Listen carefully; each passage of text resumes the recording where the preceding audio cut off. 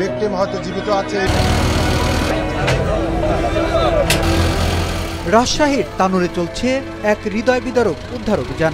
মাত্র 2 বছরের শিশু সাজিদ খেলা করতে করতে হঠাৎ পড়ে গেছে গভীর নলকূপের 50 ফুট নিচে, মাত্র 8 ইঞ্চির সংকীর্ণ গর্তে।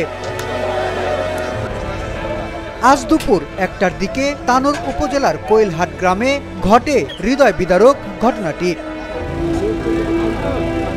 খেলা করতে করতে অসাবধানতা বশত খোলা নলকূপের মুখ দিয়ে নিচে পড়ে যায় ছোট্ট সাজিদ। মুহূর্তের মধ্যেই স্তব্ধ হয়ে যায় তার পরিবার সহ পুরো গ্রাম। সাজিদকে ফিরিয়ে আনার লড়াই এখন সময়ের বিরুদ্ধে যুদ্ধ। দুপুর 2টা থেকেই ফায়ার সার্ভিসের সদস্যরা উদ্ধার কাজে নেমেছেন, কারণ গর্তের মুখ মাত্র 8 ইঞ্চি, কেউ নামতে পারছেন না। তাই অন্য দিক থেকে নতুন গর্ত খনন করা হচ্ছে এক্সাভেটর দিয়ে। কমপক্ষে 30 ফুট গভীর করে খুললেই শিশুটির কাছে পৌঁছানো যাবে। ফায়ার সার্ভিসের অফিসার জানান, 3টি ইউনিট একসঙ্গে কাজ করছে। বিকাল 5টা থেকে বেকু দিয়ে বড় আকারে খনন শুরু হয়েছে। শিশুটির যাতে শ্বাস নিতে সমস্যা না হয় সেজন্য গর্তে পাইপ দিয়ে অক্সিজেন পাঠানো হচ্ছে অবিরত। 6 ইঞ্চ একটা পাইপের ভিতরে পড়ে গেছে।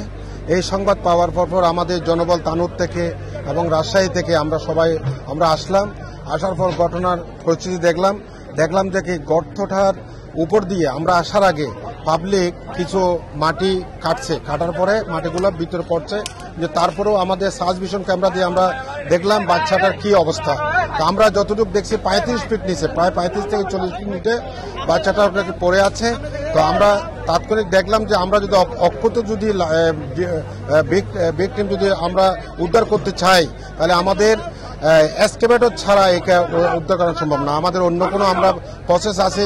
যদি লাইভ ভিকটিম যদি মৃত যদি থাকে বলে মনে হইতো, তাহলে আমরা অন্য প্রসেস করতাম। আমরা মনে করি ভিকটিম হয়তো জীবিত আছে, এই জন্য আমরা এক্সকেভেটরের মাধ্যমে মাটি খনন করে আমরা ভিকটিম আমরা উদ্ধার করার চেষ্টা করছি অক্ষতভাবে। আমাদের ফায়ার ব্রিগেড থেকে আমরা 3টা ইউনিট, চাঁপাইনবাবগঞ্জ, রাজশাহী এবং তানোর, আমরা 3টা ইউনিট এসে আমরা এখানে কাজ করছি। আমার নাম মোহাম্মদ দিদারুল আলম, সহকারী পরিচালক, রাজশাহী। গ্রামের মানুষ অপেক্ষায়, শিশু সাজিদের জন্য প্রার্থনায় ব্যস্ত সবাই। এই মুহূর্তেই একটি মাত্র প্রত্যাশা, সাজিদ যেন মায়ের কোলে ফিরে আসে সুস্থ অবস্থায়। বিপ্লব সরকার, এশিয়ান টেলিভিশন।